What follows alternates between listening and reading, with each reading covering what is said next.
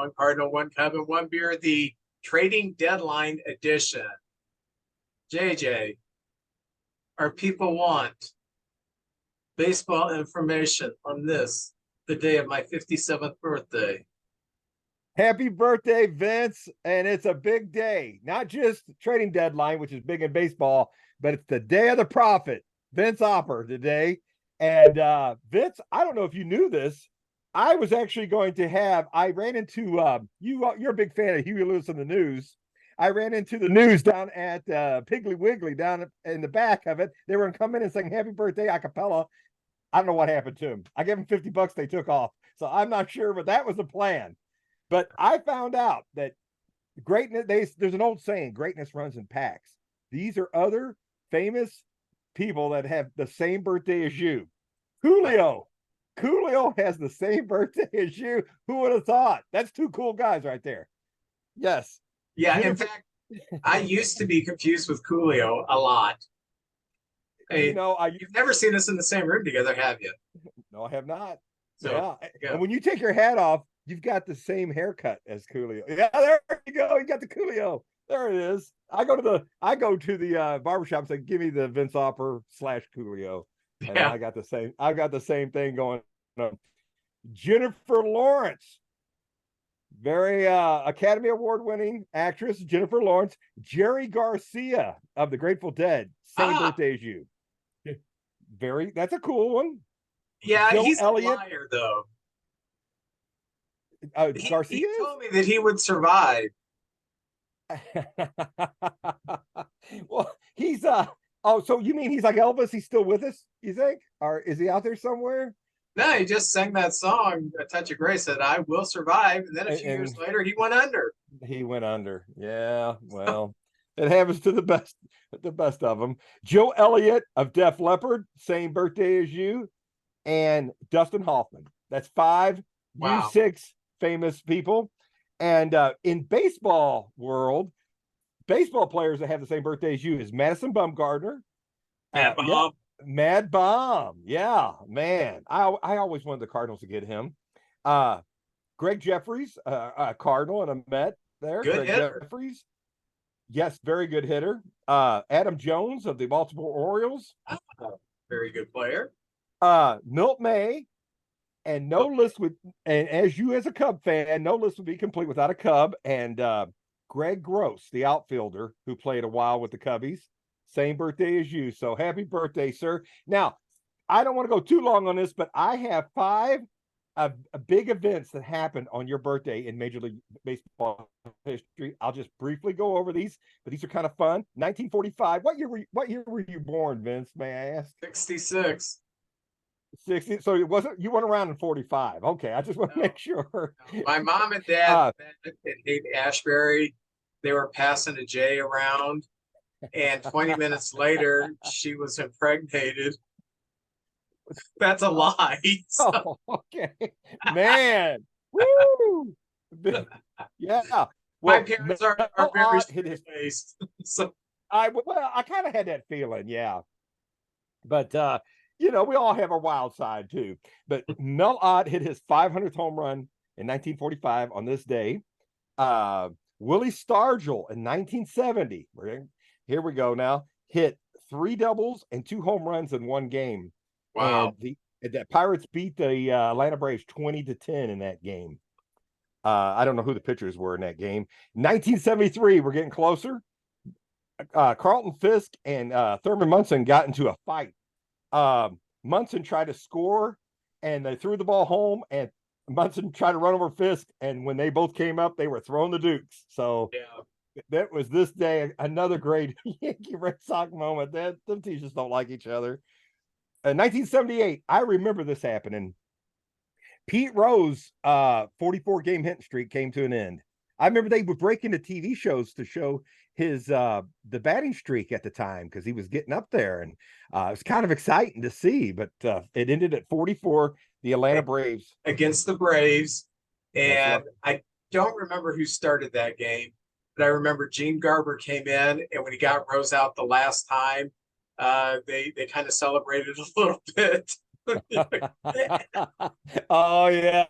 Well, Rose always would spike that ball at first base, so they were giving him back a little bit there. And the final memory, 1994, Cal Ripken is only the second player ever to play 2,000 straight games, and that happened on this day in the year 1994. So these are days that go with your birthday, and happy birthday, Vince, and thank you for everything, man. Thank you. Yes. Well, Cardinal. Oh, by the way, Vince, can we mention you have a charity? If you wanted to donate to a charity, wasn't there a thing there? Yeah, Did you want to mention that? if you want to give me a birthday present, I mean, who doesn't? I'm going to. If you want to give me a birthday present, you can go to my Facebook page and donate. I mean, or you can just donate straight to the Trevor Project. It's a organization that helps push legislation to stop bullying campaigns against LGBTQ peoples. And in case you don't know, I have LGBTQ running through my family, so it's something that's kind of close to my heart. So if you want to donate, that would be much appreciated. That's a fantastic cause there. I was getting your birthday, but I thought, no, I'm donating. So I'm letting you know that. Oh, no problem. Well, the Cardinals, I'm going to talk a little bit. This month, Nolan Arenado has played great, and there was talk of him getting traded. And unless somebody was going to wow us, I didn't want to lose Goldie and Contreras and Arenado. They're kind of like the linchpins of our team. And of course, Wayno's at the end of his career. I'd hate to see him get traded with just 2 months left, but I don't think anybody would really want, he wouldn't be helping anybody. So them four guys, and we made some moves, and I'm really excited about the moves we made. The guys we traded, Cabrera really wasn't getting it done anymore, and most of the other players we traded weren't going to be around much longer anyway. Montgomery, he's got Scott Boras as an agent. Yeah. Stratton was on his last year with us. Flaherty, he made noise that he wasn't going to resign with us. And then DeYoung, I think it's about time when we get the Mason Wynn era started. I think he's going to be coming up soon, and we'll be taking a look at these players. The Cardinals have had such a it's been such a disappointing year, but I think with this year we can look at a lot of our young players and see what we got. In these trades, we got a lot of pitchers and middle infielders.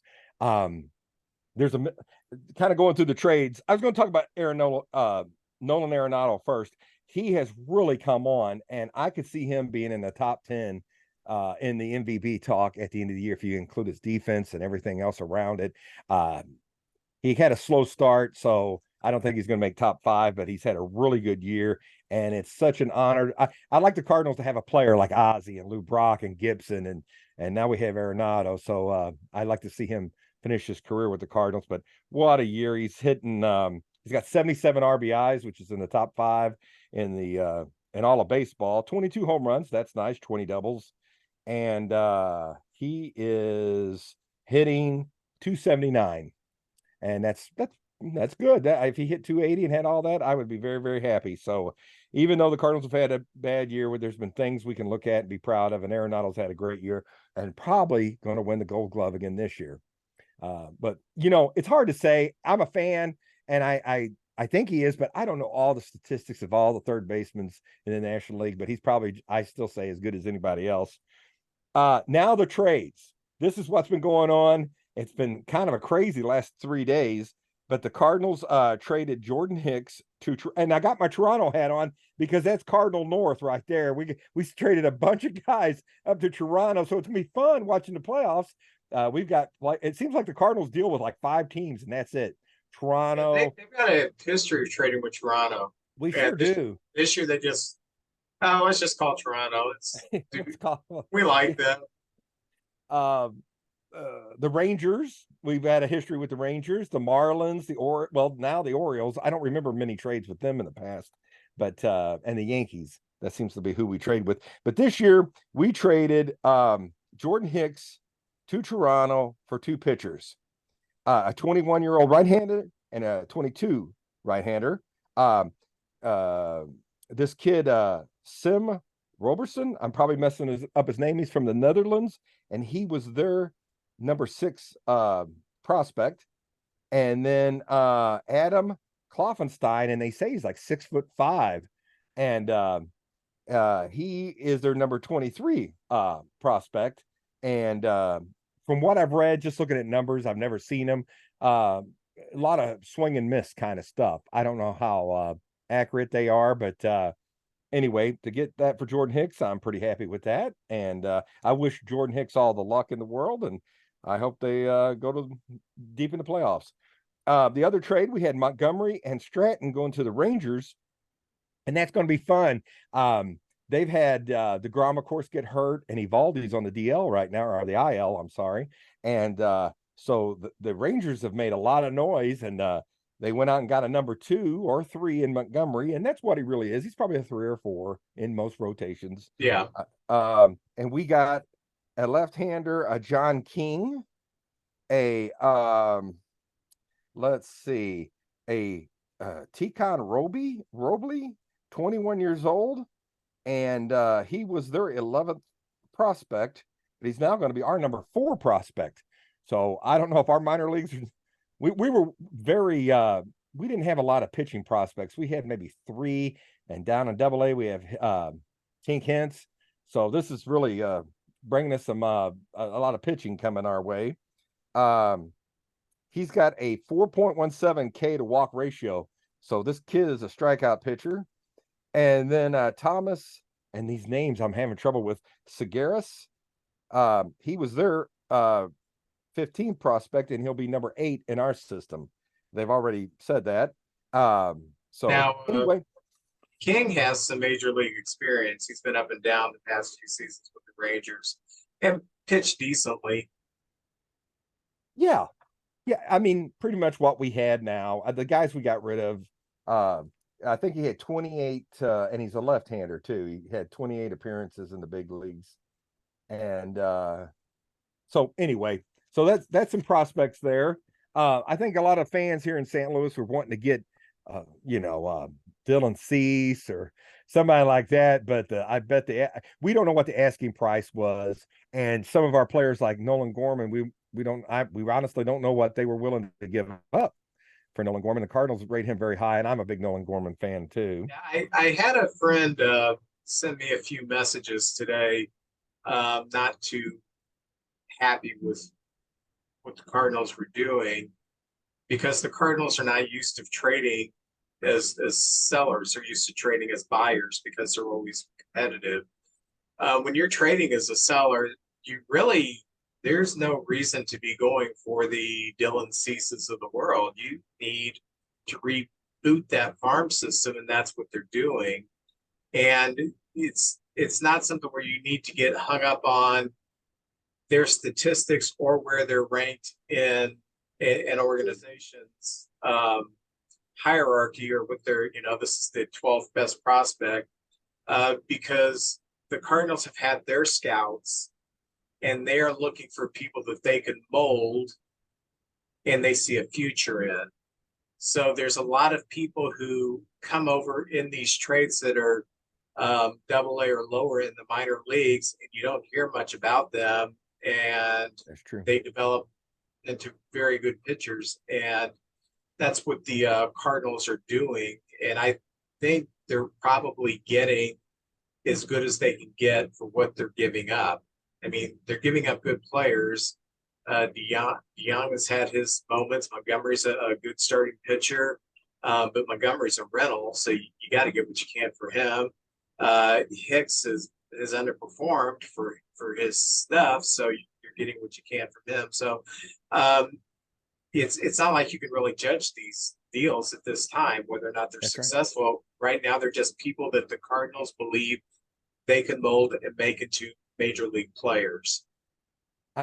I'm exactly with you. If out of all these players we got, if we see 2 or 3 of them in the big leagues and they make some sort of impact, that was a pretty good trading deadline, when here in a couple of years, when these kids come up. Some of them were in Double-A, but are going to be in Memphis and in our system. They're going to go up to Memphis. So I might make a trip down there just to see what's going on in Memphis before their season's over.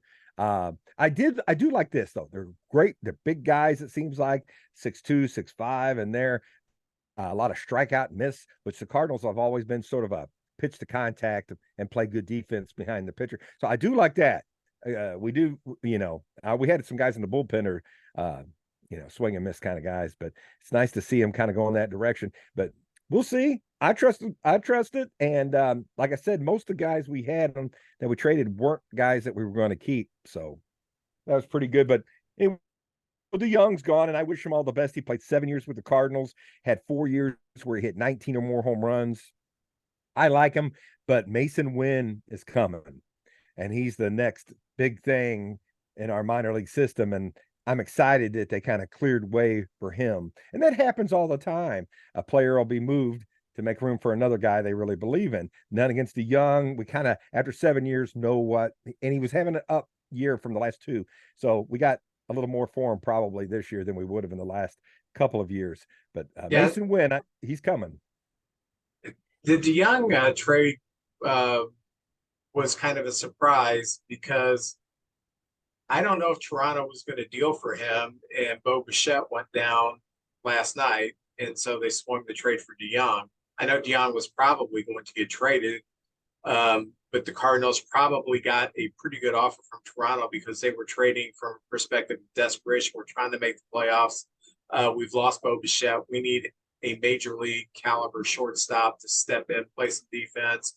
DeYoung has some pop in his bat. I think this was a good trade for both teams. Toronto got what they need in the short term to cover while Bo Bichette's out, and the Cardinals traded with a team that was in a little bit of desperation, and the Cardinals probably got a little more than they were expecting to get out of them. I'm with you. And that happens all the time too. It's just being at the right place at the right time. You got what they need. Somebody gets hurt. Things like that happen all the time, and it can change the history, a player. And DeYoung may go up there. Sometimes when a player goes to a new city, new place in a new lineup, things it's like you're starting all over again. And I've seen guys out of nowhere come through. One year we got Cesar Cedeno at the trading deadline. 85, and he hit like 900. He was unstoppable. Now, he was a great player, but that year he was, he was on a downhill swing. But when he came to the Cardinals, everything clicked that year. So you never know sometimes. Cardinals are always, Lance Berkman and Carlos Beltran, there was guys through the years we would get and pick up. Will Clark at the end. And sometimes they have big come through for us. Well, this Svensson guy that they got for DeYoung, even though he's only a 13th round draft pick, he was drafted in 2001, and he's in high A, I think. This year something seems to be clicking. He's got a 1.1 ERA, 39 strikeouts over 32 and a third innings. So the Cardinals have obviously seen something in him that they think is clicking, and that's probably not someone Toronto wanted to give up, but they did. Yes, and he's an Illinois fella. I don't know. Yeah, the Toronto kid. He's from Lake. I wrote so small, Illinois, but he's an Illinois. He came up, or he was born in Illinois. That I looked up some statistics on him. So he's a local guy. Well, Illinois is a big state. He might be north. I don't know. It's somewhere in Illinois he's from. I thought you'd get a kick out of that. And finally, Flaherty. Flaherty's going to the Orioles. I don't know much about the package we got for him.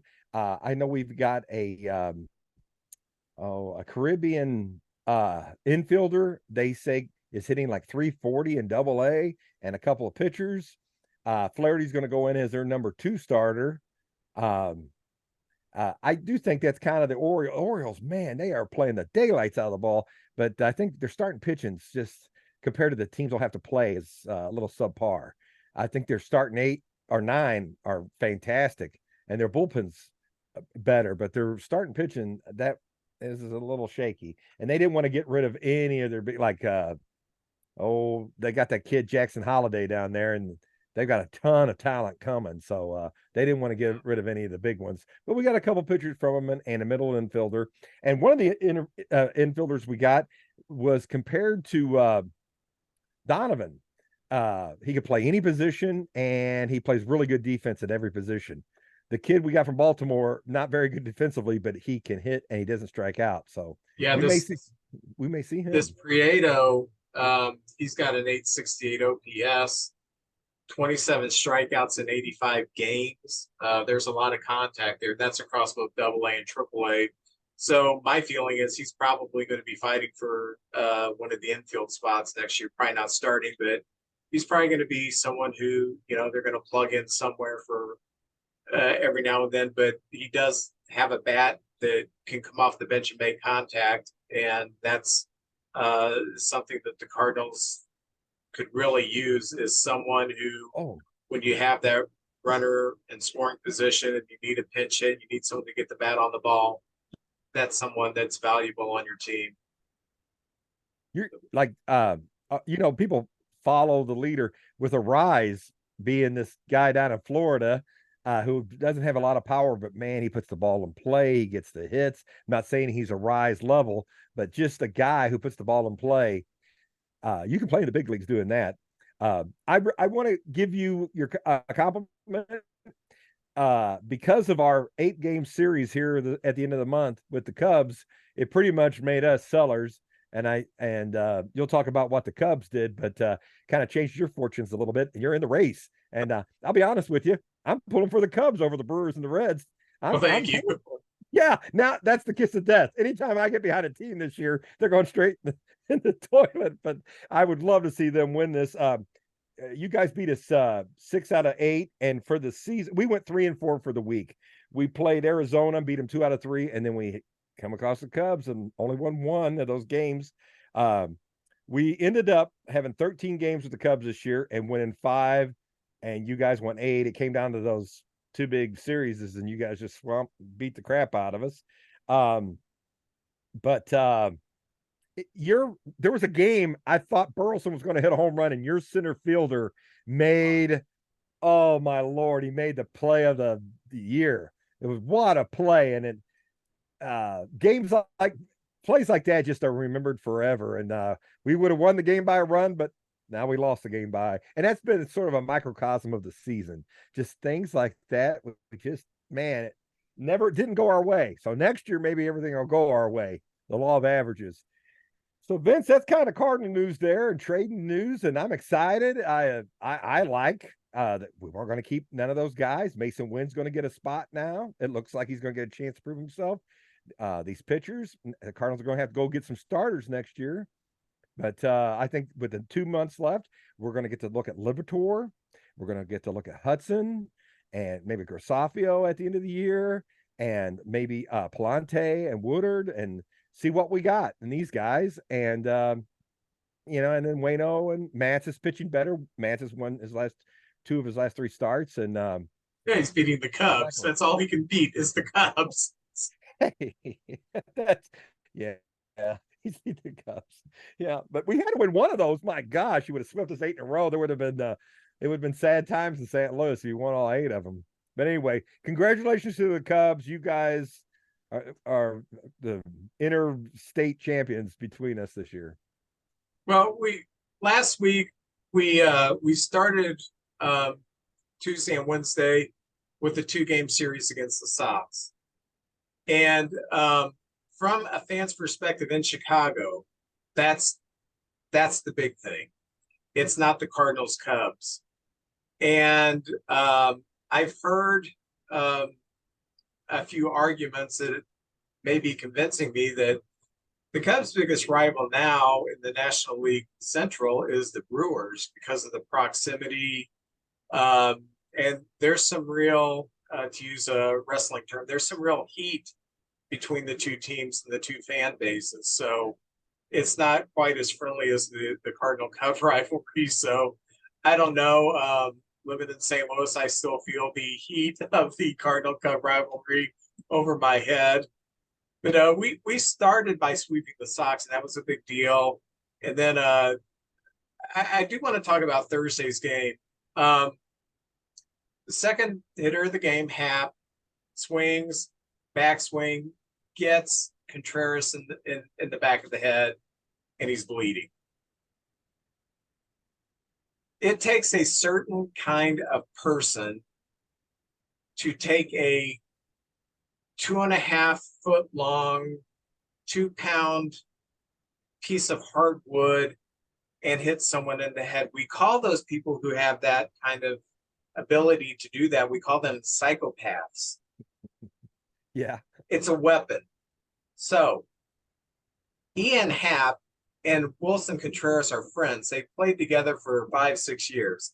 He did not hit him on purpose. He has a very full backswing. He's hit a lot of catchers. Contreras is notorious for being one of the catchers who gets as close as he can. And it just happened. Okay. I guess Michaelis felt, well, you took our catcher out, I need to send a message. I don't agree with it because it was obviously an accident. But the first pitch buzzes his tower. It's high and tight on Happ. Okay. They play on second pitch. He hits him in the hip. The umpires confer, and they toss Michaelis.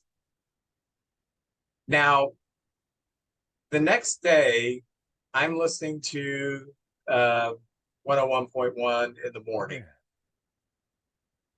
And Kerry Davis and Randy Carricker are on there. And they mentioned it, and they said, okay, let's play the Cardinal broadcast of it. And the Cardinal broadcast is Chip Caray. Ricky Horton? Oh, that one. Chip Caray and Brad Thompson. Brad Thompson, maybe? Yeah, Brad Thompson. And Caray is angry that he got tossed. And Horton makes the statement that the umpires need to understand the flow of the game. So then Carricker and Davis says, okay, now listen to the Cub broadcast. And it's Jim Deshaies. Deshaies is kind of an even-keeled guy. And he said, well, the umpires are conferring now. He may get rung for this. And they tossed him and said, yeah, he got rung for it. You know, he shouldn't have thrown the pitch. And so Carricker and Davis start really coming down on Jim Deshaies, saying,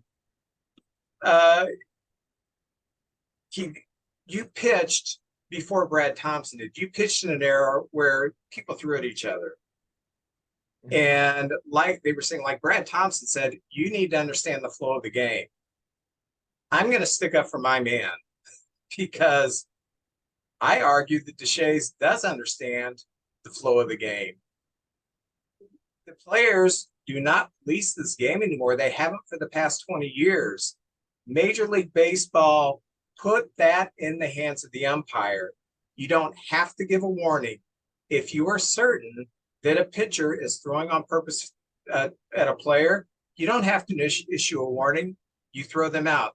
The 4 umpires got together and conferred and discussed it because they don't take throwing a pitcher out for this, and they had to discuss, was it that egregious? The rule is if we think he intentionally threw at him, we have to toss him. They tossed him. I put the blame on Michaelis. You sent the message that I didn't think needed to be sent. I mean, for heaven's sakes, Happ and Contreras are hugging before Contreras leaves the game. You're not sending a message to say, don't you ever hit our player again, because it was an accident. There's no ill will between the 2 players.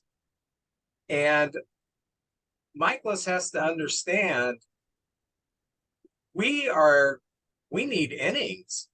We are starting this series. We are pitching depleted. We have a chance to knock the Cubs from being buyers to sellers. I need to stay in this game. I'm doing no good if I get tossed. It's his fault he got tossed.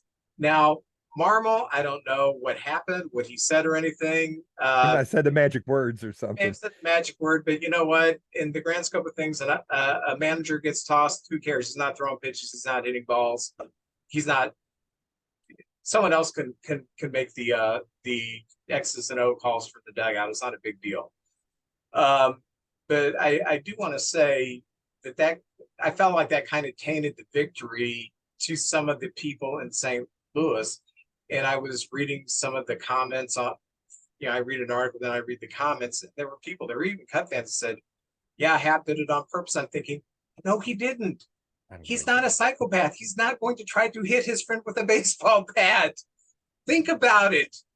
There's that scene in Unforgiven when the writer has the gun and Gene Hackman says, okay, all you have to do is pull the trigger, and the writer can't do it. He says, it's hot, isn't it?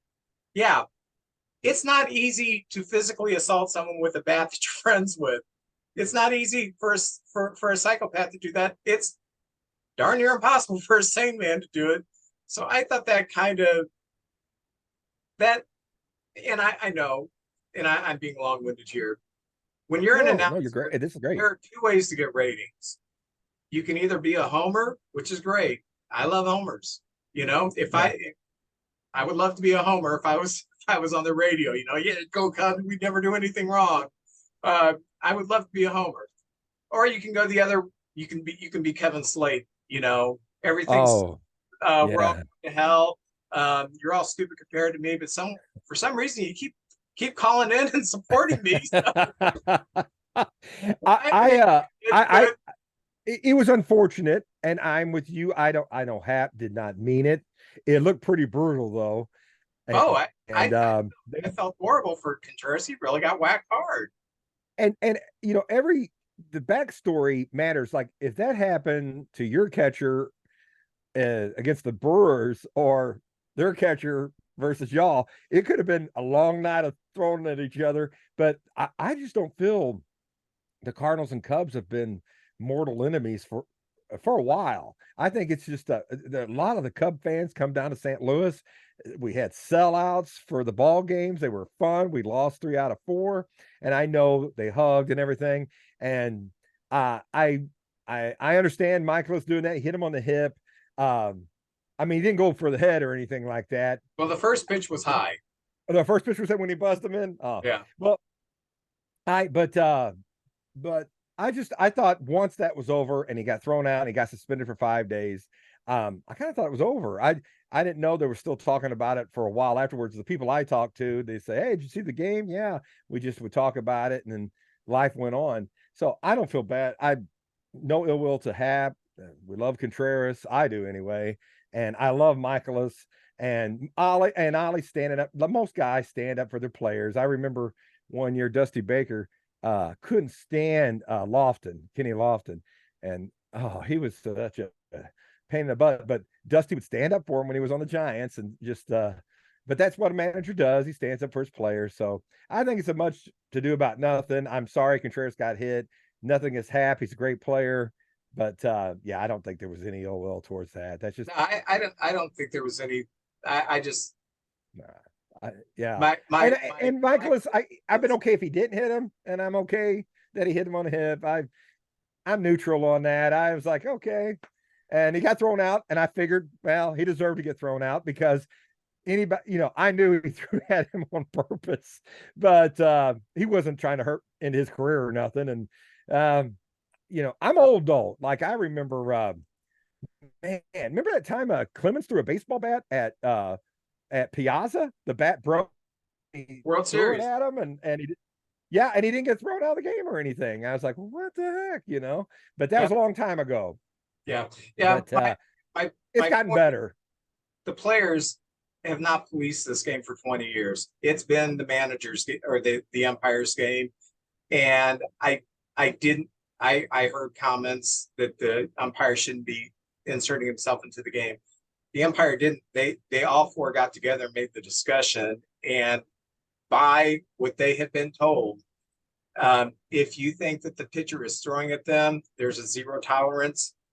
You run them, and I agree with that because it used to be in the days of Gibson, Drysdale, they would throw at you, and what could you do as a hitter?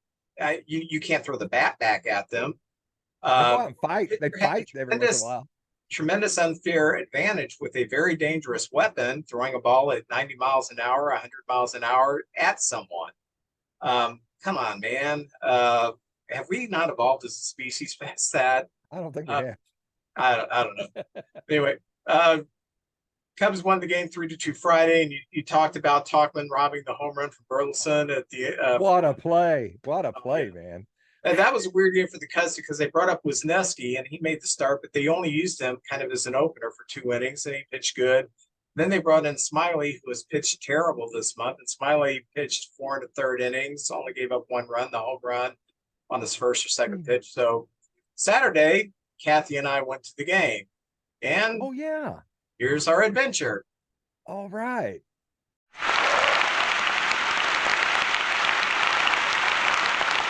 Hey, we're about ready to get out of here. We're going to go watch the Cubs play the Cardinals.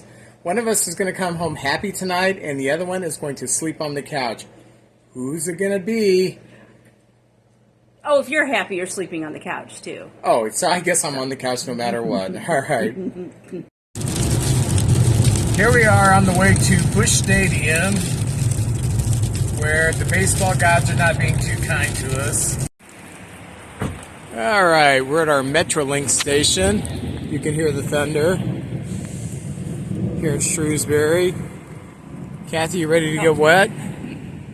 No. No? Melt.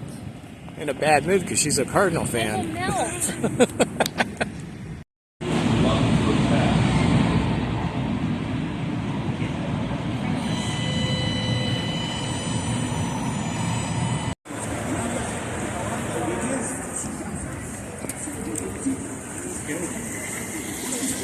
Trying to follow Kathy. She's leading the way here. Nice view. It is. It's a beautiful view. This is the first time in, I think I've went to over 300 baseball games. First time I've ever been in a rain delay. But is there anyone you'd rather be in a rain delay than with me? Oh, I thought me. Oh, So well, whatever. You'd rather be in a rain. Yeah. Yes. Are you ready for this? Suzuki. Sure. All right. One of us is going to be happy, one of us is Number not. 7, Dansby. Like every time we come here. Hitting 7. All right. What would you think so far? Going in the bottom of the third, 2-1. Who's got this? I'm talking to you.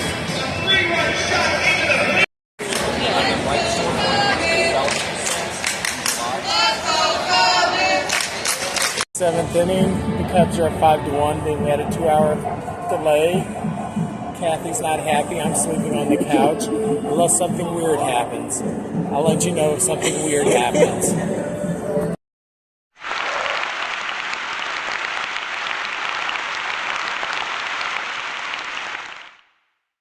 Wasn't that fun? But anyway, I'm glad you went. You had a good time. well, I did. We won. I don't know if she had a good time, but Hap's home run was fun. Gomes' home run was fun.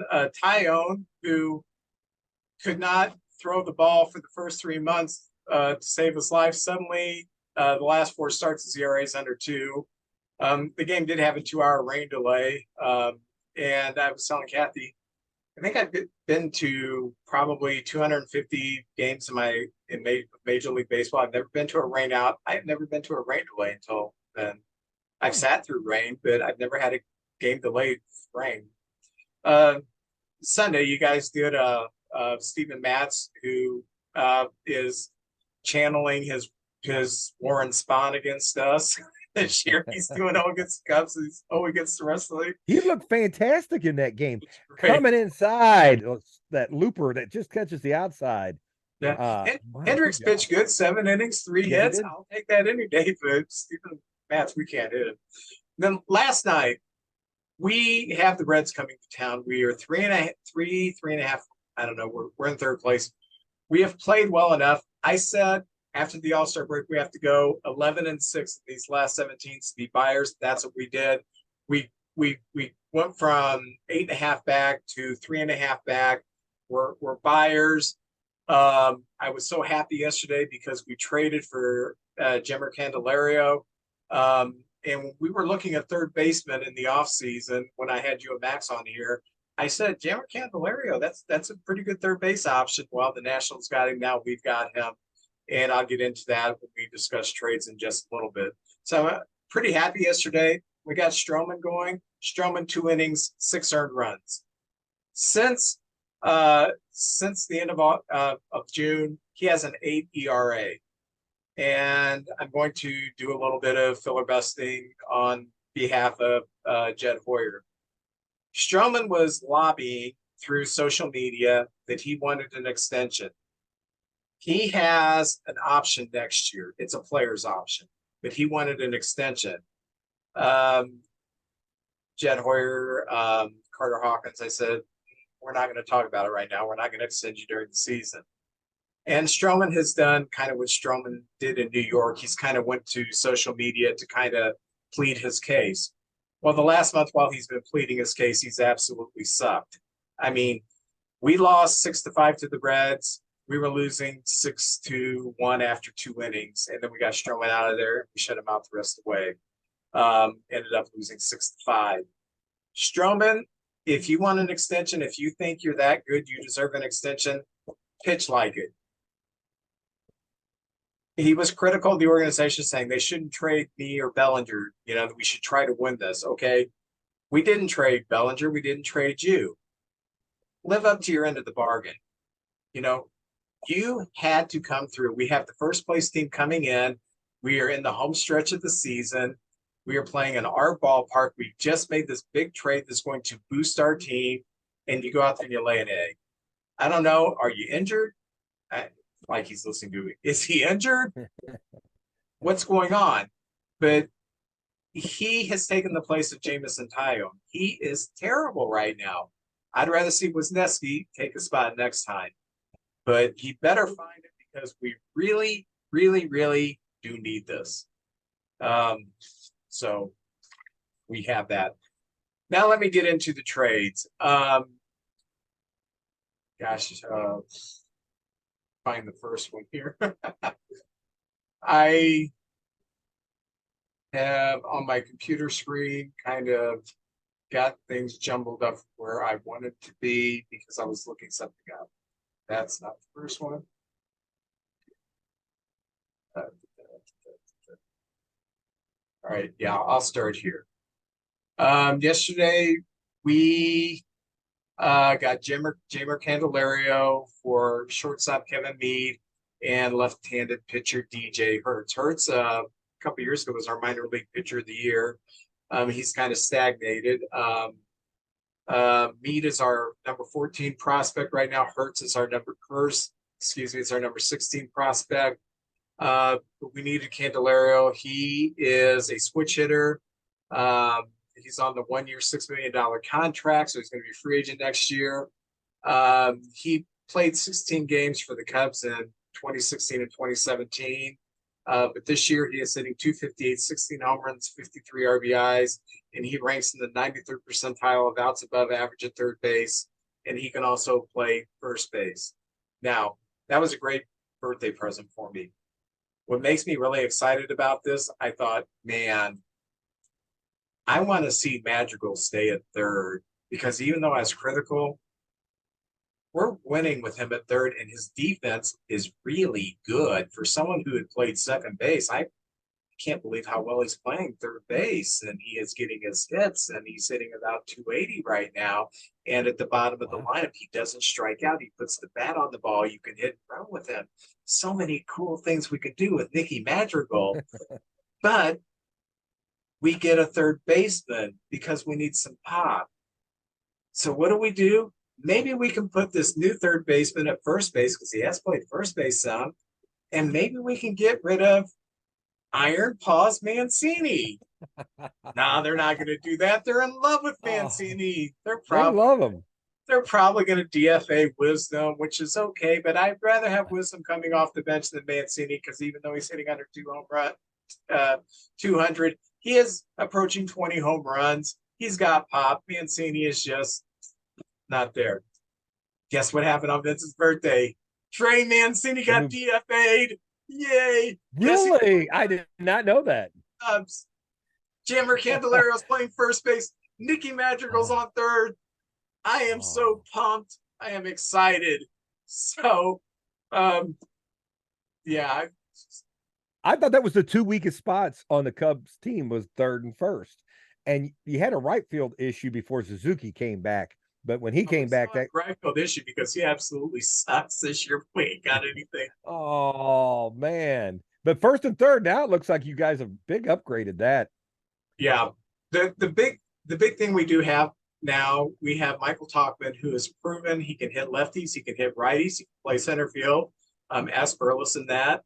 He can play left field, he can play right field. He has been very good, and his deal is he works deep into the counts. He's a great leadoff person because of that. Tonight we've got him in, I think, right field. I think we're giving Suzuki the day off. Suzuki takes a lot of days off, though. I mean, he's in the lineup, but he just doesn't hit anything. So that's kind of like taking a day off. Anyway, on the heels of that, yesterday we did acquire right-handed pitcher Jose Cuas from the Royals for Nelson Velasquez, putting another arm in the bullpen. I like this move, not so much that it puts another arm in the bullpen, because I know absolutely nothing about this guy except that he's got 52 strikeouts, 41 innings, 4.5 ERA for a very bad Kansas City team. But I'm happy Nelson Velasquez is going to be able to go to Kansas City and get some at bats, see if he can really play major league. So very happy about that.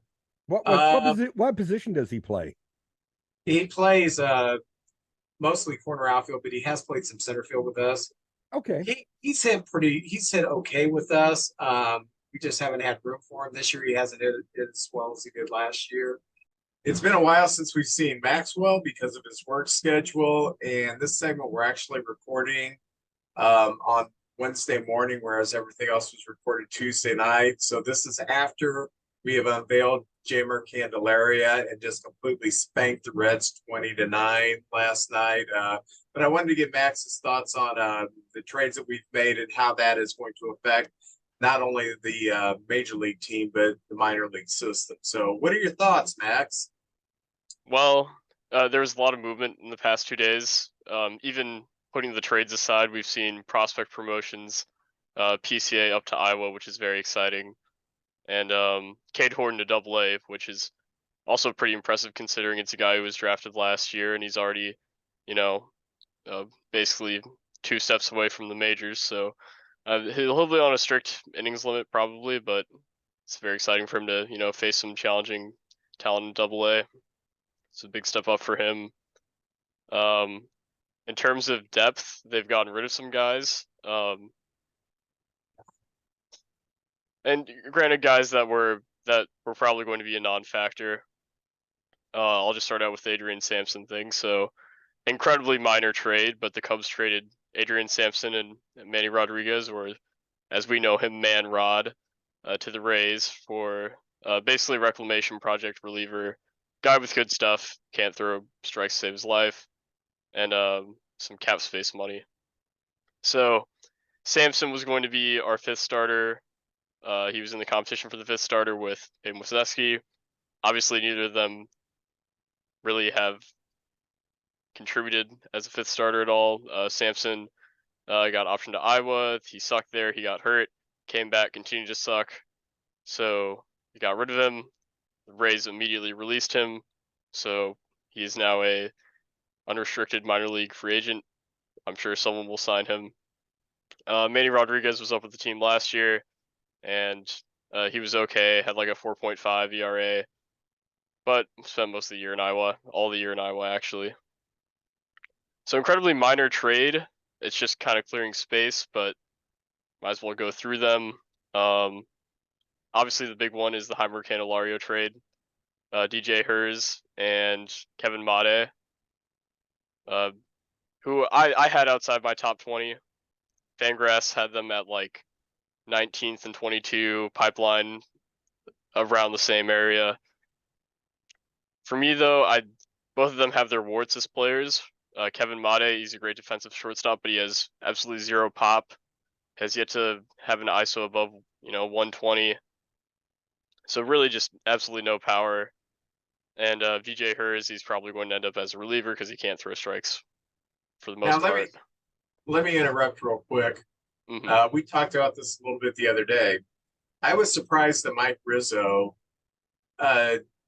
didn't hold out and get more, because we basically got Candelario for peanuts. Yeah.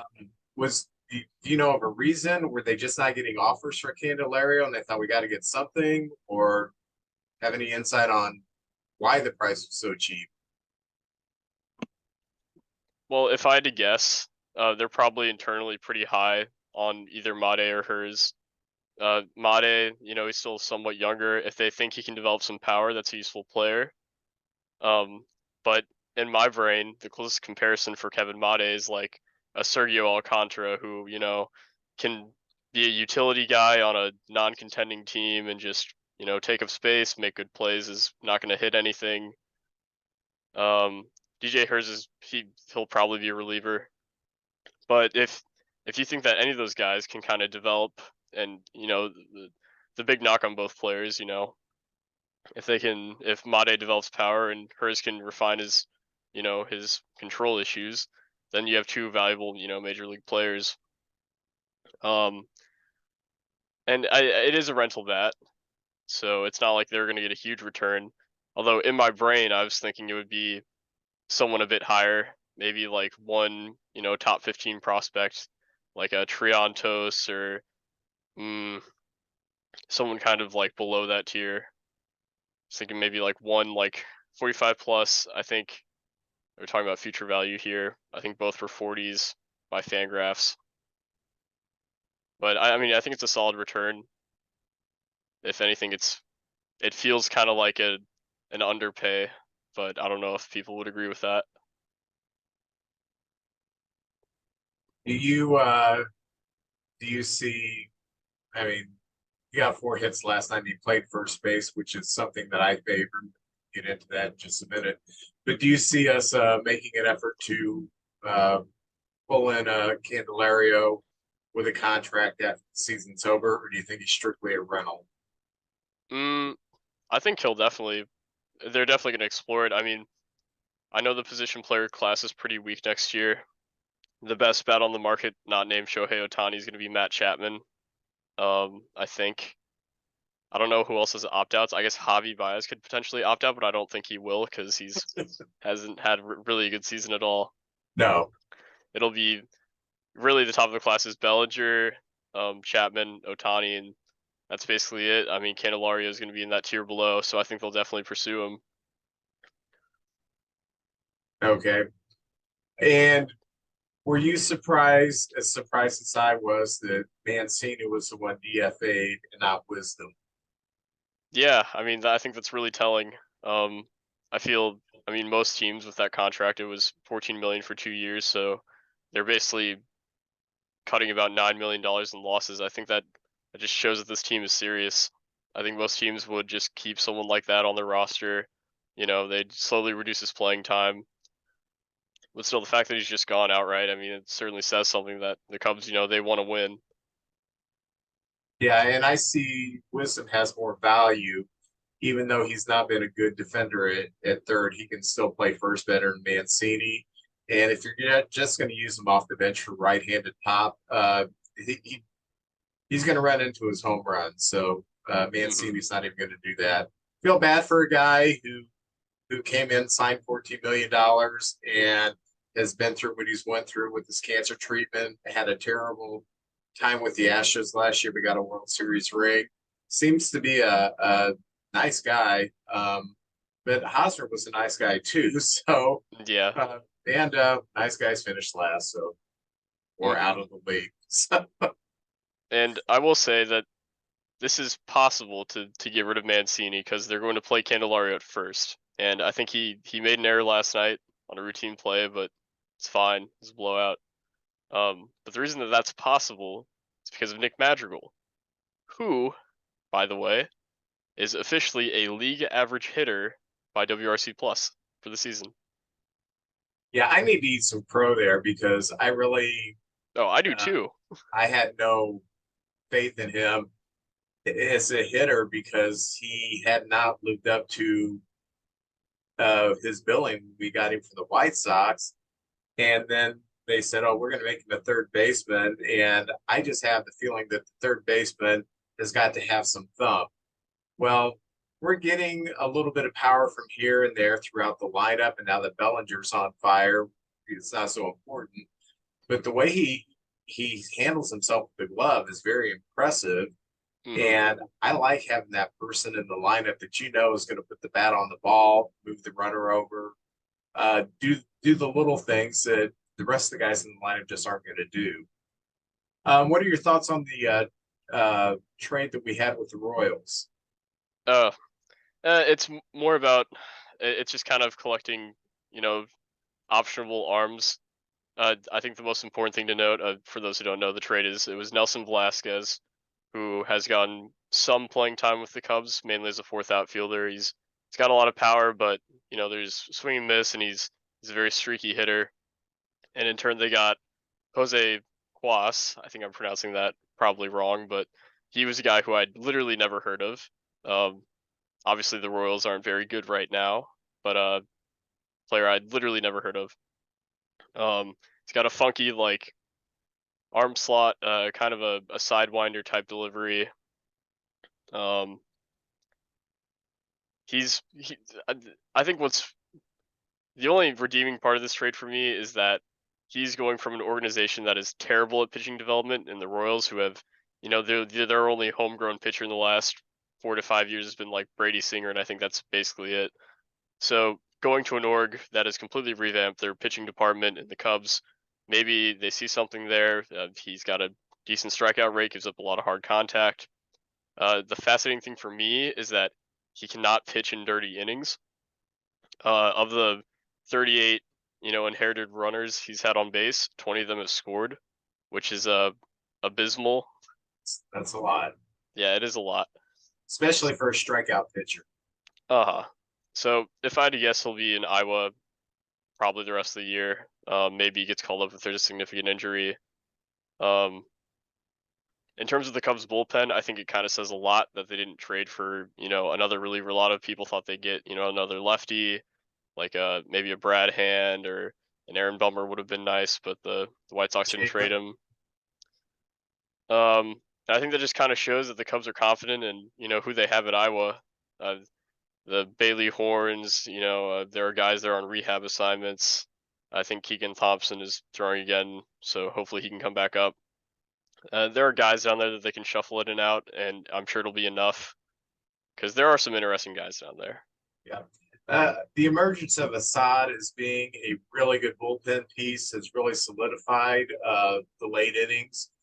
We can get a starter to go 5 1/3, 5 2/3. I pretty much feel like we've got the game in hand.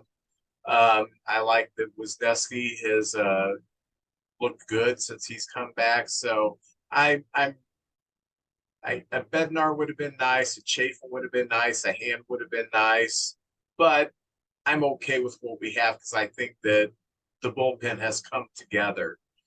And I saw the other day that our playoff chances have shot up to 53%, which is the highest in the division, even though we're a few games back. But when they factor in the remaining schedule, the talent level of the team, so on and so forth, we have the highest percentage to make the playoffs in the division, which is very exciting. I kind of get the 2015 vibes. Strong second half with a team that they didn't think was going to be here at this point in time. They thought they were a year away. I kind of see that. We are being benefited by a very weak division, so 88, 89 games should win it. And I think that's well within our striking distance. And when the Reds get past Abbott, they can't pitch. And they can outslug teams, but when you give up 20 runs, and granted the last 5 or 6 runs came off the catcher pitching, you can't outslug that. So I was disappointed in Stroman's effort on Friday or on Monday, and I've talked about that on the podcast here. But I'm very excited for the next couple of games because I do think we have a tremendous advantage when it comes to arms. So one last thing I want to say before we get off here. I did not realize this, PCA has been thrown out of a few games in double A. Yeah, I I've love seen clips. I love that because I don't love that he's getting thrown out of games, but to get thrown out of games, you have to have some passion. You have to have some fire. You're arguing, you're pleading your case. Maybe he's a little bit of a brat. I don't know, but I do like that he has passion and doesn't just, yeah, okay, well, they tagged me out even though I was safe by inches. He's getting into it, getting tossed. I kind of like that. What do you think about it? I think it's amazing, and I think if the Cubs do make the playoffs, he would be a perfect guy to, put in one of those like defensive replacement, pinch runner guy who's just on the bench to have fun. I think he's the perfect guy for that. So I really do hope the Cubs make a run here. So he would be a perfect, late September call up just to be added to the playoff roster. Could be fun. Me too. Well, Max, thank you for your time. I have to run. I have to go see the Barbie movie with Kathy. So anyway, we'll talk to you later, okay? Awesome. All right. Comes a time in every man's life when he needs some advice on relationships. You need to listen to the podcast DMDR, which stands for Dating, Marriage, Divorce, Remarriage, from my good friend Jeremy Connor, the Dr. Phil of the Boot Hill. You can find DMDR on Spotify or whatever platform you choose to listen to your podcast. Those are the trades. The Cardinals are trading for their future. We're trading for the present. Kind of the shoes on the other foot than it's been the last couple of years. But I Cardinal fans who are more knowledgeable knew that this was a good time to sell, get rid of some decent assets that you could get a return on. Goldschmidt didn't go anywhere. Arenado, I never thought that was going to happen. That made no sense. neither. Contract, and he's the best third baseman in baseball, and in a sport that is loaded with talented third basemen. He's the cream of the crop. A couple of trades that I did find interesting. What'd you think about Verlander going back to the Astros? Kind of a nice chapter in his story. He wasn't going anywhere with the Mets. Now he's with the Astros. It's going to be fun. And man, it seems like when the playoffs come around, I know he's older. Well, a year older, but last year, what a year he had. It's like he's going home again. This is kind of like got to feel like Pujols coming back to St. Louis or something like that. I know Pujols played more years here than Verlander did there, but this is going to be fun. And now he's playing for something. Sometimes that revives some older players. So I think it's a good move. Yeah, and the Astros, they need some pitching. They've had some injuries they're dealing with, and they're right behind the Rangers, and this may put them over the top. I found it interesting that two teams that are both contending for a playoff position, the Guardians and the Marlins, did that deal that sent Josh Bell to the Marlins. Josh Bell was having a down season, but the Marlins really are desperate for some offense, and the Guardians get Gene Segura and another infielder, Khalil Watson. But Bell, who's only got an OPS of 701 right now and 11 home runs. Hopefully he can pick that up and be a force in that Marlins lineup. Josh Bell from Pittsburgh to Washington to San Diego to the Guardians to the Marlins. I don't know. He had a couple of really good years in Pittsburgh, and then he's just kind of been a very streaky hit or miss. But I do hope he finds it. I tend to like him. The Padres surprised me that they are buying, actually. And last week I was hoping that they were getting rid of Soto and we could pick him up, but they picked up Rich Hill to help with them. Tommy Pham, he goes to the Diamondbacks, so Tommy Pham will be a fourth outfielder, bat off the bench. In a pennant race. That's pretty cool. The Marlins also picked up Jake Berger from the White Sox, and that gives him. I like that kid. I like that kid. Yeah. What's he? He has 25 home runs this year, so he's going to be a big asset to that lineup. There was speculation that the Cubs were going to be in on Andrew Chafin from the Diamondbacks, but he went to the Brewers. What else caught my eye? Oh, the Braves got Brad Hand from the Rockies, so they've got picked up a little more help in that bullpen like they needed help. Yes. Uh, Let me ask you about, we talk about trades, but what about not trading? The Angels decide to keep Ohtani and go for it. Trout's coming back. They made a few moves. They're in there. They're right there. They got a shot at making the playoffs. I believe they want to keep Ohtani. I'd like to see him stay with the Angels myself. I do not want to see him on the Cubs. But what do you think about him? The Angels going for it and keeping Ohtani. A lot of people think was a bad move, that they could have got a lot for him, and now they could just lose him in free agency. But I like their moxie going for it. Well, they got CJ Cron, who they've had before, and CJ Cron is definitely a major league bat, so he should help. And they got Randall Grishik. Grishik who's floating around, so I thought I'll do a little bit of look up Grishik. Grishik has 860 OPS this year. He's having a heck of a year. He's not playing full time, but he's having a good year. So I thought that was a pretty good pickup for the Angels, and they almost had to do that. They could not tell their fans, listen, we've had this Trout Ohtani run, and we're just going to let it peter out and be sellers. I think, no, let's end it. Let's actually go for something, because they're hovering around 500, and they can play themselves into a spot with Trout coming back. I don't know when he'll be back, but if Trout comes back, Ohtani, I think you're going to talk about that doubleheader game. Are you going to talk about that? Oh, yes, yes. So, I think it's a good move for the Angels, and it was almost necessary for their organization.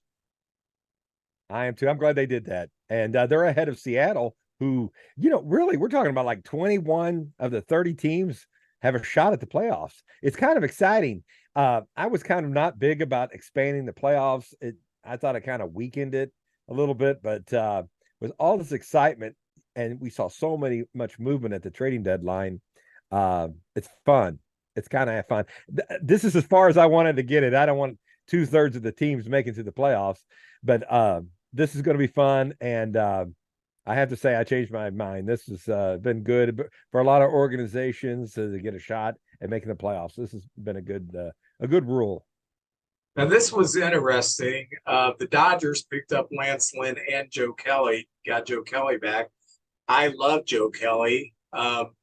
Lance Lynn has been hit hard this year to a 6.5 ERA. So, but then he had the game he struck out 17, So, yeah, wow. I know now he's with the Dodgers, though. The White Sox has been, like the Cardinals, a big disappointment this year. But now with the Dodgers, maybe if he just pitches a little bit better, I mean, it ought to fall into place. That's a very talented team with a good bullpen.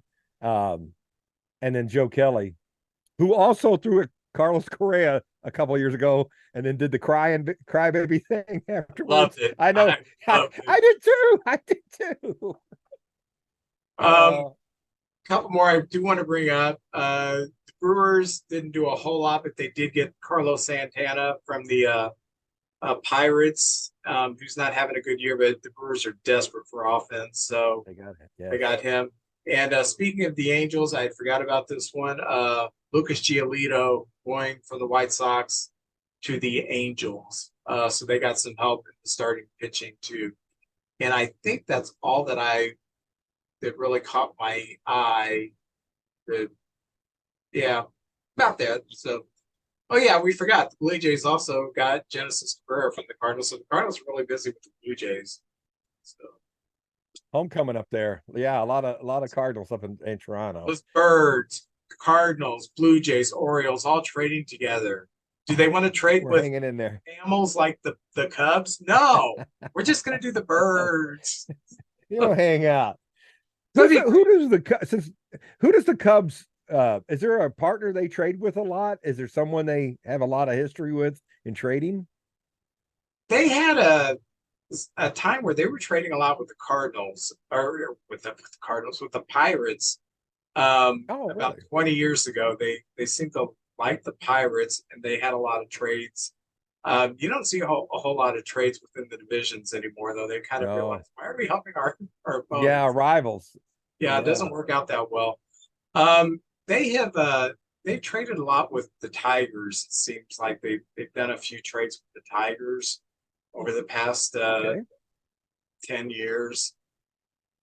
But as far as one team, nothing is. Oh, it seems like they've done a lot of work with the Royals too. So The so Royals used to be known as the Yankees minor league team. They were always get somebody they'd get pretty good. They trade them to the Yankees. A lot of Royals went to the Yankees in the 60s and 70s. yeah. And then the Royals started hanging on to their players in the 70s and became really good. They were fantastic. Yes, they were. First thing I was going to talk about is the Yankees. They're in last place. Now, they're in that toughest division in baseball. They're 55 and 51, and they are just a game behind the Red Sox. And the Red Sox were picked to be way back in that division because there's so much talent. But it's actually the Yankees. Now, they've dealt with a lot of injuries. And last year, Aaron Judge carried that team. Defensively, he played, I mean, a big man like that playing center field, right field. He'd always come through, but he got hurt this year. And they're at 55 and 51, and they've been a disappointment. And we made a trade with them last year when it was Montgomery for Bader and getting back on the trades. And at the beginning, it looked like we won that trade with Montgomery. Then in the playoffs, Bader just had like a David Ortiz. He was hitting home runs, robbing hits in the gaps. So they thought they won the trade. But Bader just, I tell you what, he's kind of is who we thought he was. He strikes out quite a bit. He gets hurt a lot. And I think there was rumors they were trying to move him at the trading deadline. Of course, we traded Montgomery, but I think in that trade, it didn't last a year. But I think we came out ahead in that trade because we had Dylan Carlson and O'Neill and Lars Newbar could play center field as well, and that apparently Tommy Edman too.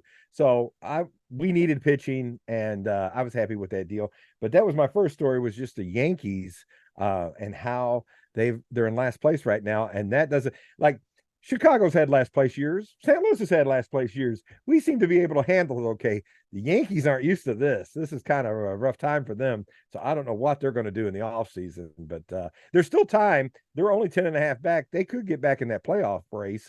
And Aaron Judge is back now. And Stanton the other night hit a home run when he came back. So this is going to be a fun race in that East to see how many teams make the playoffs. What do you think? You got like 3 teams you think is going to make the playoffs in that division? Probably 3 teams in that division, and then another 2 teams out of the West. Central's only going to send 1. Just like but National League.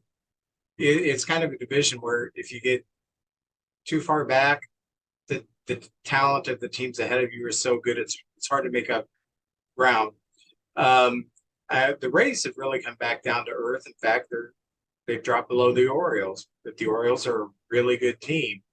The Rays are a really good team, and the Blue Jays are a really good team, and they've done enough trading deadline deals to help them out this year. The Red Sox came into Wrigley and took 2 or 3, and I was impressed with them. So there's not a bad team in the division.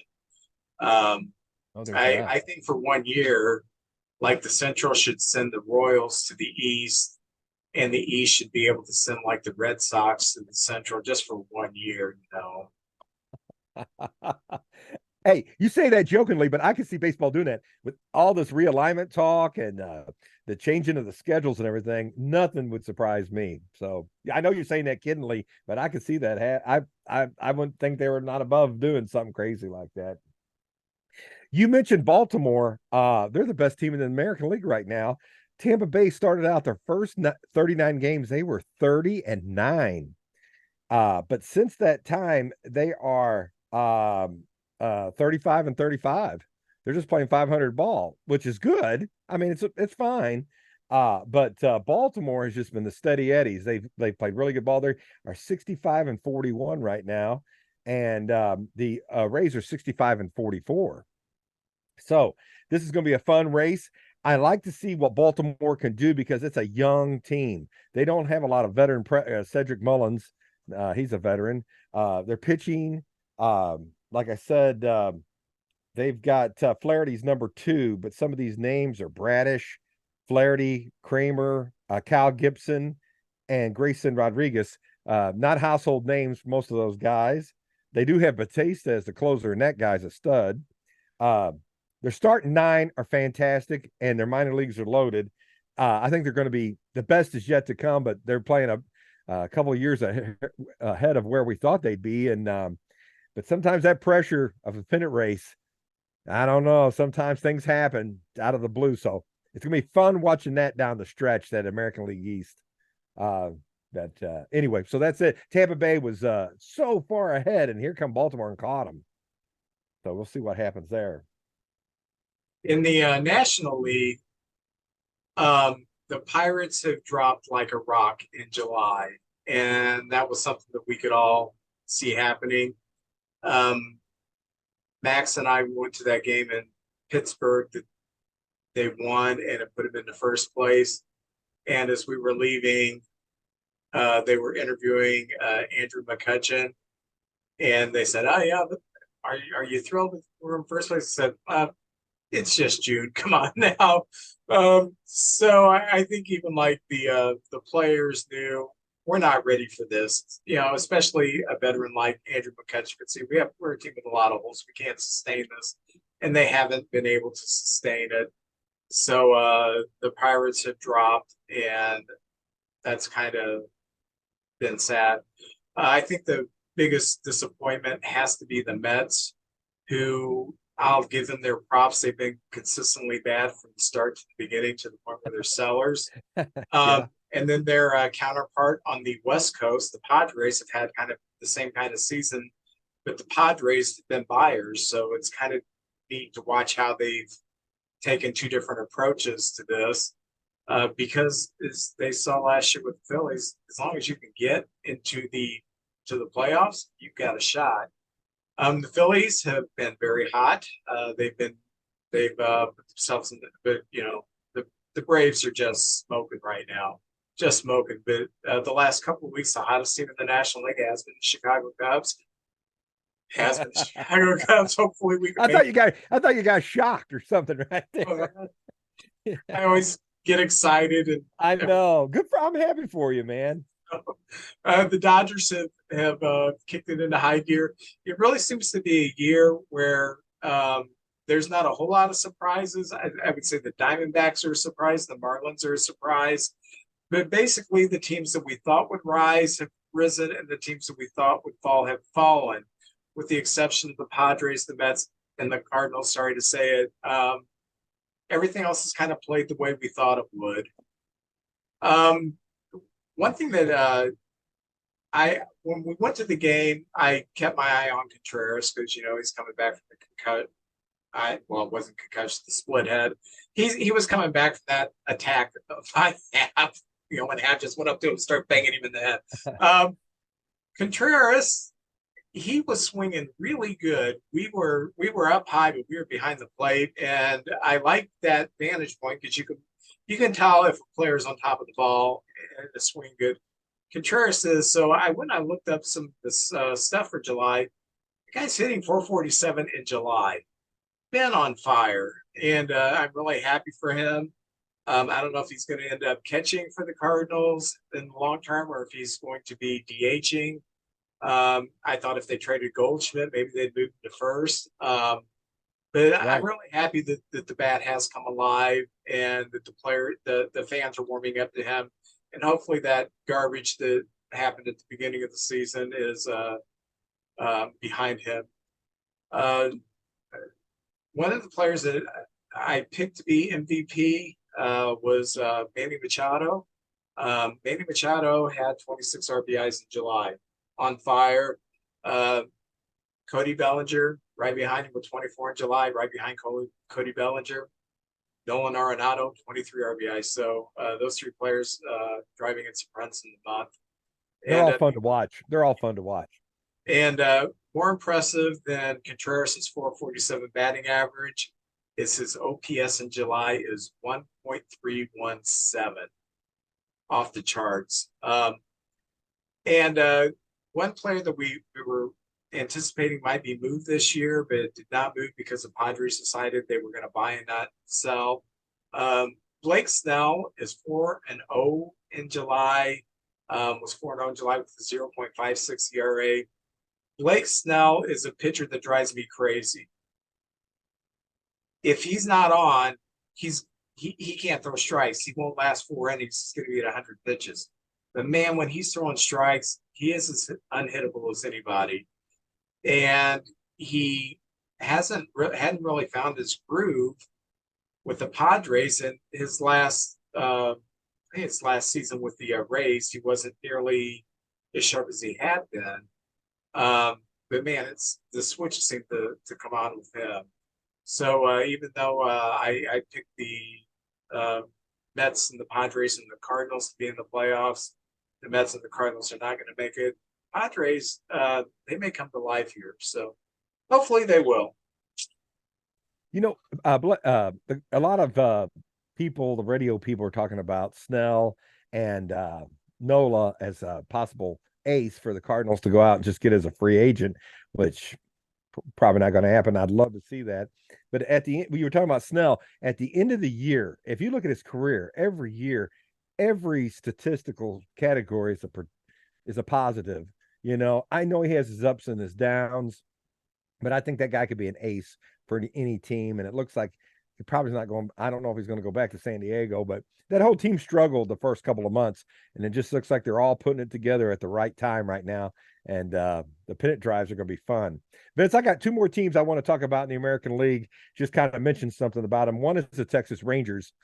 And, you know, there was a few years there after the 2 back-to-back World Series losses for the Rangers that they went downhill. Their players got older. They got rid of them. New coaches, everything. Well, now the last 2 years, they went out and spent some money, and they got the new ballpark out there, and it's exciting. The fans are rejuvenated. And this year, Corey Seager is having a really, really good year. He's up there in the top hitters. He's got 15 home runs and 58 RBIs and 30 walks and 52 strikeouts. Just having a good year. He's kind of one of the leaders of the team. Even though they've had some injuries too. DeGrom went down. He was going to be their big guy that would carry him, and he just has that history of injuries. But they got a guy from us for pocket change, Garcia in right field, that is the Gold Glover and a power bat, and he's fantastic. And that was one of the bad moves the Cardinals have made. But he's a fantastic player. Simeon, all those guys. But this year, Seager's only grounded into 4 double plays. That's pretty remarkable. He's super fast on the base pads, an all-star, 4-time all-star. And the Rangers right now are 60-46 and a half a game ahead in first place. But their last 10 games, they were 3-7. So now they went out and got Scherzer, Montgomery. I think they can make a run for it. They got a good bullpen. Their bullpen, they have Chapman. They got him from Kansas City. And he's I know he's pitching real good for him. They've got Leclerc, who was a very good closer a year or 2 ago, and he's dropped a little bit, but I think he still can be really good. And they got Stratton back. Now, Montgomery and Stratton pitched for Mike Maddox, who was the pitching coach. He went back to Texas and is the pitching coach there. And I think that's one of the reasons. Everywhere Mike Maddox goes, the pitching staffs become better. Everywhere he's went, gets the most out of his pitching staff. So look out for the Texas Rangers. I'm excited. That's going to be fun. They were buyers and they made some moves. And the last thing I was going to talk about, we made mention of it a little earlier, is Ohtani. And there was a double hitter about a week ago. And Vince, I'm telling you what, all you young guys out there are just baseball fans. If you get a chance, if he comes to your city, go see him, because I don't know how long he can keep this up. it's amazing. First game of the double hitter, he throws a complete game, which you don't see very much. One hitter was just, it was beautiful to watch. So that's incredible. That's a whole week right there. You can rest on your laurels. But that ain't all. He comes back in the second game and hits 2 home runs, and he's on pace for possibly 60 home runs this year right now. I think Mike Judge at the same time. I'm sorry, Aaron Judge. Mike Judge is a different guy. Yeah, you just miss some butthead, isn't it? Yes. Yeah, and in Office Space. No, Yeah, it's Aaron Judge's brother. okay. Well, they don't look nothing alike. No, but But Aaron is on a little at the time last year, his pace was a little higher, but Ohtani's pitching. This is remarkable to watch. And I don't see how anybody can they were talking like if he got traded to the National League, he might not win the MVP because he would be in 2 different divisions, and we still have 2 MVP awards. But I'm excited. This is one of the greatest years ever. It just seems like he's pitching every year. He gets a little bit better on his pitching, and his offense is just going up and up. And what is he? 27 years old? Is he 27 right now? Something like that? Is he that old? Well, I thought there was a rule where if a Japanese player had to play so many years before they could come to the United States, but it seemed like Ohtani came over a little earlier than that. yeah, I don't know what the rules are exactly anymore. Yeah. Then I've been a sports fan all my life, and I don't count football so much as in. I don't look at the football statistics as hollowed as baseball statistics. And I'll tell you why. Football persistently changes the rules to favor offense. They want the 38 to 32 games because it's entertaining. Yeah. It's so quarterback who threw for 20 touchdowns and 14 interceptions when I was a kid was an all-pro quarterback. Quarterback who throws for 20 touchdowns and 14 interceptions is looking for a job next year. So it's just different. So I don't really count football, but in basketball, baseball, hockey that I watch from time to time, I used to be a big hockey fan until the 2000s started. But I've only seen one other player redefine, and that was Wayne Gretzky. And I don't even see Michael Jordan as redefining because Michael Jordan, yeah, he scored a lot of points, but guess what? Will Chamberlain scored a lot of points. Kareem Jabbar. It's not like Michael Jordan suddenly started scoring 200 points and doing something that no one else has done before. He just did it at a better level, but other people have done what he's done before. With Ohtani, nothing, not even Babe Ruth has been seen like this because Ruth, when he was pitching and they discovered, hey, this guy is a really good hitter, he said, I don't want to pitch anymore. I'll just hit the ball. It's a lot more fun. Ohtani does both at an elite level, does both on the same day at an elite level. That's amazing. What do you think of Bo Jackson in comparison? Because Bo was elite in both baseball and football, but it was a short time period. It was like 3 real years. Short time period. But he, even in football and baseball, he didn't like redefine anything in those sports. He just did it really well. Ohtani is just, and I hate this term because everybody uses it now, but he's unicorn. He really is a unicorn. There's nothing like him. And I feel very fortunate that I'm watching an era where this guy plays and I can see his games because I'm in an era of the internet. I can watch any game I want to with Ohtani. It's just a fantastic time to be around.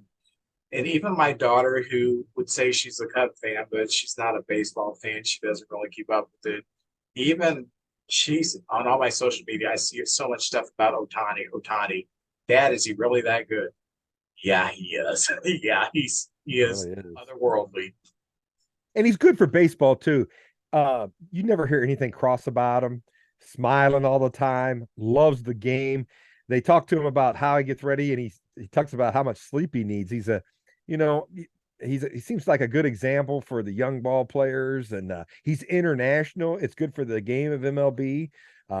Hugely popular around the world as well. That last out at the World Baseball Classic where he was pitching to Trout, what an at bat. That was so much fun right there. And even Mike Trout was like, I've never seen anybody like this guy before. Mike Trout, for about 4 or 5 years, was the best player in baseball. So it's fantastic to watch. So I just say we ought to make a trip and go see him play anytime he comes near next year. Maybe hit Kansas City or Chicago or something. He's going to be playing for the Cubs, so we'll have 81 hours. Oh, okay. Well, we're just going to St. Louis and watch him half 6 games right there. Hey, what are you opening? Well, I bought that whole box of Allen Ginters, and I usually get 5. I get 4 cards, 1 miniature, and a hockey player. So right there, the Allen Ginter cards.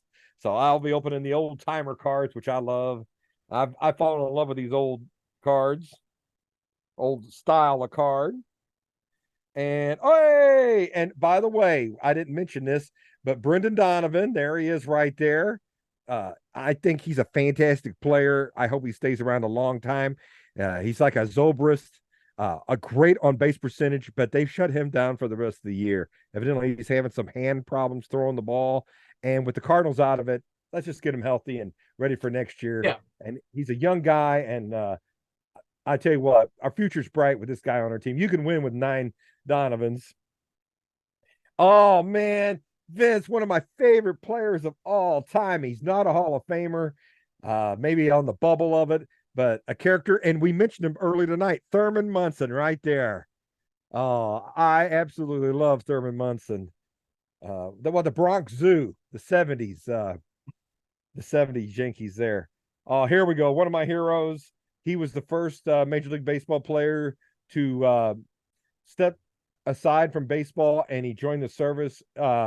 And in World War II, Bob Feller, one of the 3 greatest fastballs of all time. Walter Johnson, Bob Feller, Nolan Ryan, the 3 greatest fastball pitchers of all time. Feller had one of those. You probably saw the footage of him throwing 100 miles an hour with a guy on the motorcycle. He threw the ball and it went through the paper first. Yeah. That's pretty cool. Oh, the Iron Man himself, Cal Ripken Jr. Right there. Hey, I love it, man. And we have the miniature. One of the who's that guy from ESPN that came up with all the Chris Berman? Always come up with those crazy nicknames. Yeah. The miniature is Bert Be Home Bly 11 right there. There he is pitching with the Angels, one of the greatest curveballs of all time. Yeah, great player right there. And even though he beat my Cardinals in the 87 World Series, I'm a big fan of Bert Bly 11. Interesting story about Berman. He was working at a little TV station before ESPN, and he was doing sports late at night. And just to entertain himself, he started coming up. I think his first nickname, he said, was John Mayberry for the Royals. He said, and another home run was hit by John Mayberry, RFD. I just kind of got him on the deal. What I love about him is his passion. He did that all the highlights of the football games and talk about the upcoming games, and he'd be so passionate and get excited and the Raiders and all that kind of stuff. I love Berman. Go ahead. I'm sorry. That's okay. I'm just opening up Donruss. All right. 87. Memories right there. No, this is not the Willie Stargell. Oh, this is Stan Musial again. Oh, back to Musial. All right. Yeah, right there. The birds on the bat right there. Yeah. That's awesome. Good third baseman, former All-Star for the Cleveland Indians, Brooke Jacoby. Oh, yeah. Okay. That's big when they played at the Mistake by the Lake. That was yeah.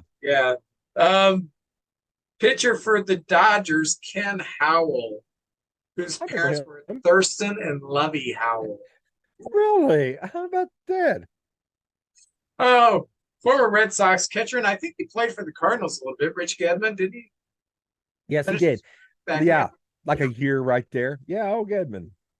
Oh, pitcher for the Yankees, also pitched for the Pirates and the Dodgers, Rick Brody. Oh, yeah. Really good career. Very good with the Pirates, yes. I got a Hall of Famer, Jack the Cat Morris. Love Jack Morris. 10-game shutout Game 7 World Series. Very good.